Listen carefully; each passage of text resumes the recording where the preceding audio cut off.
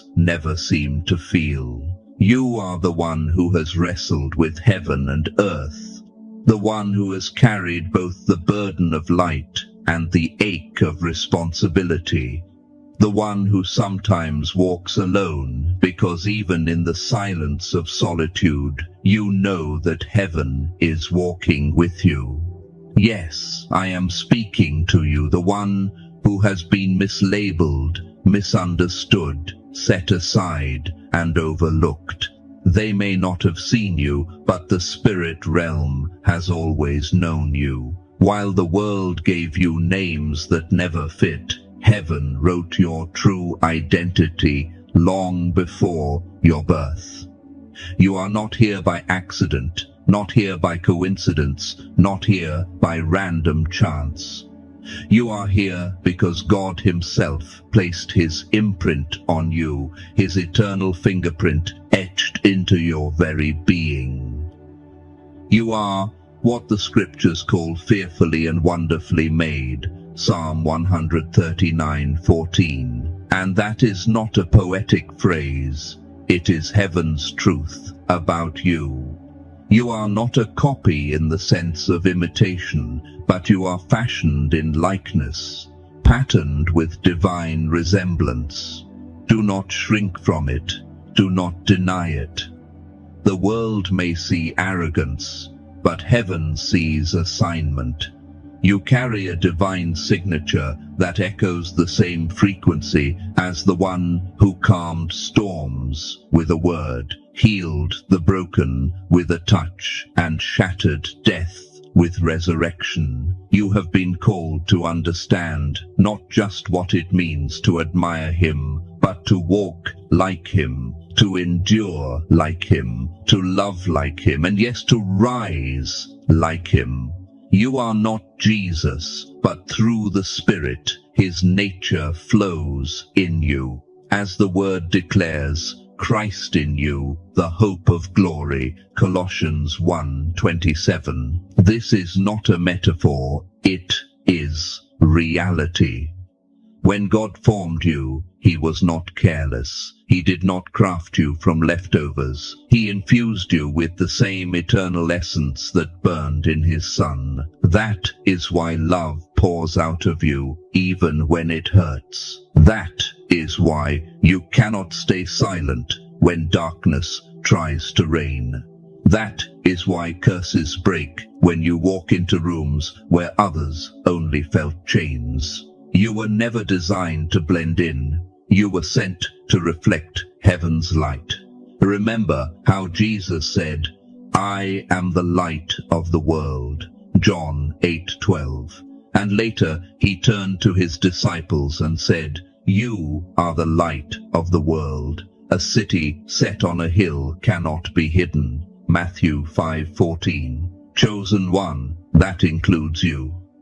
Your very life was intended to radiate His presence. Now, I know the question has burned in you. If I carry such divine power, why does life feel so hard? Why the battles, the heartbreaks, the nights of silence? Let me tell you, great power always attracts great pressure. Before Jesus ever stepped into miracles, He spent years in obscurity, years in silence, years in wilderness where temptation pressed against His soul.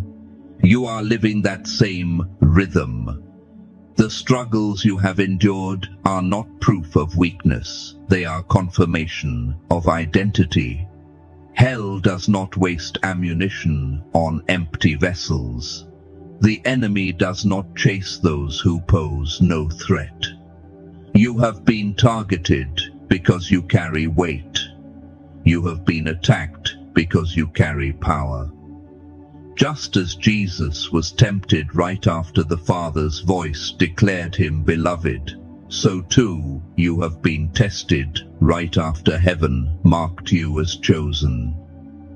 Every night you thought you would not survive. Every morning you wondered if your mind could hold on. Every season when grief or betrayal tried to crush you. Those were not signs of abandonment. They were signs that you carried something too dangerous for hell to ignore. And yet, here you are, still standing, still breathing, still carrying peace that cannot be explained. Do you remember what Jesus said in John 14:27? "Peace I leave with you, my peace I give you. Not as the world gives do I give to you." That peace is what kept you when storms raged. That peace is why you can walk through chaos and still not be shaken. People look at you and wonder, how can you still love? How can you still forgive? How can you still hope after everything? And the answer is simple. Because the Spirit of Christ sustains you from within. You have noticed it already, how some people are drawn to you and others are unsettled by your very presence. Without saying a word, you make some feel seen and others feel exposed. It is not you, it is the light in you.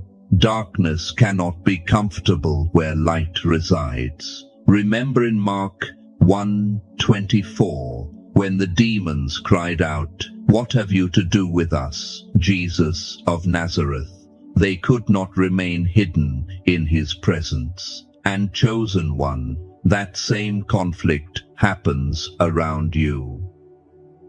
You carry something that disturbs what is unholy and comforts what is broken. That is not ordinary. That is divine power at work. You have seen things before they happen. You have felt burdens for people you barely know. You have woken in the middle of the night with prayers on your lips, not understanding why, but compelled by a weight in your spirit. That is not coincidence. That is not just intuition. That is prophetic discernment. The Lord said in Amos 3:7, "Surely the sovereign Lord does nothing without revealing his plan to his servants, the prophets." Chosen one, when you feel the nudge to pray, when you sense the shift before it arrives, you are tasting the prophetic rhythm of Christ. And yet, you've tried to run. You have tried to silence the calling, to pretend you could live normal. But heaven always reroutes you. Every time you think you are finished, God writes another chapter. Every time you try to step off the path, a divine encounter pulls you back.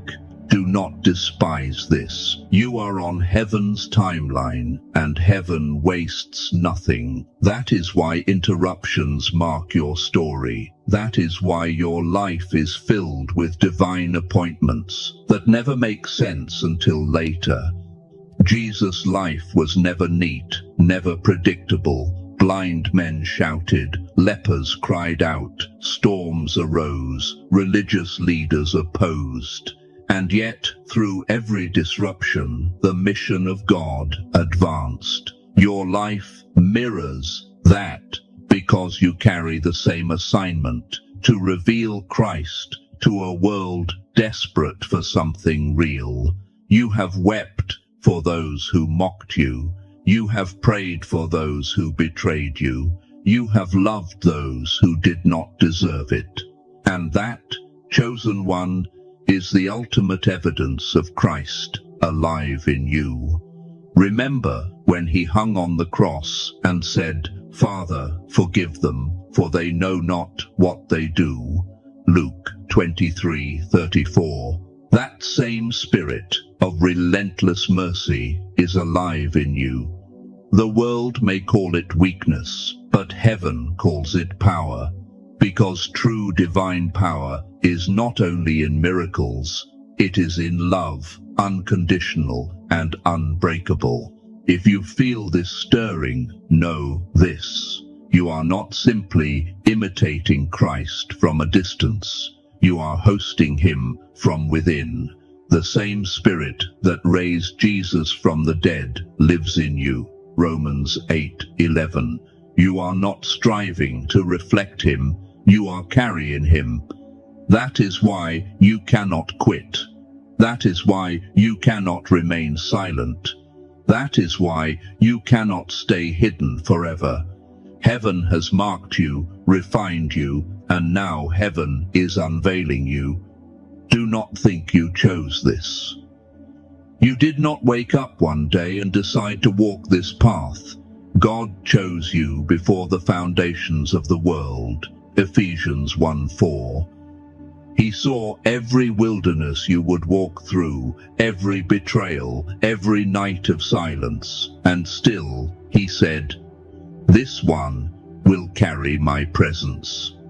You were chosen not because you were the strongest, not because you were the most qualified, but because you were willing. Your yes in the small places gave you authority in the greater places. You asked, "Why me?" And heaven answers, "Because you said yes when others said no. Because you loved when others gave up. Because you obeyed when it cost you everything." This is why divine power flows through you. It is not for platforms, not for spotlight, not for ego. It is for purpose. Jesus did not walk in power to impress the Pharisees. He used it to wash feet, to restore families, to feed the hungry, to touch the untouchable. And chosen one, you're being raised for the same. You're not being lifted to be idolized. You're being ignited to set others on fire. When people encounter you, they should feel heaven drawing near. That is the weight of what you carry. So, how do you walk in it more fully? Stay connected to the source. Prayer is not optional. It is your lifeline. Worship is not performance. It is your fuel. The word is not suggestion. It is your weapon. As Ephesians 6:17 declares, "Take the helmet of salvation and the sword of the Spirit, which is the word of God. Guard your heart, for out of it flow the issues of life." Proverbs 4:23. Protect your peace, because chaos drains power. Be okay with solitude, for even Jesus withdrew to lonely places to pray. Luke 5:16. Fast often, for fasting clears the noise and sharpens your ear to heaven's whisper. Surround yourself with fire, for iron sharpens iron. Proverbs 27:17. Not everyone can walk with one who carries Christ, but those who do will fan your flame. And remember this, the world is not waiting for another sermon. They are waiting for a living testimony. They are waiting for someone who forgives without conditions, who loves without recognition, who walks into chaos and carries peace. They are waiting for someone like you. Do not dim your light. Do not shrink back. Jesus said, "Greater works shall you do." John 14:12. Believe it. Step into it. Because revival is not a future event. You are the revival. The Spirit of the living God is alive in you, moving through you, speaking through you. When you enter rooms, you are carrying the kingdom. When you love the unlovable, you are carrying his heart. When you forgive the unforgivable, you are carrying his cross. And when people see you, they should feel like eternity brushed against them for a moment. That is not pressure. That is purpose. You are not alone. Angels are assigned to you. Heaven's armies back you. The Spirit intercedes for you with groanings too deep for words.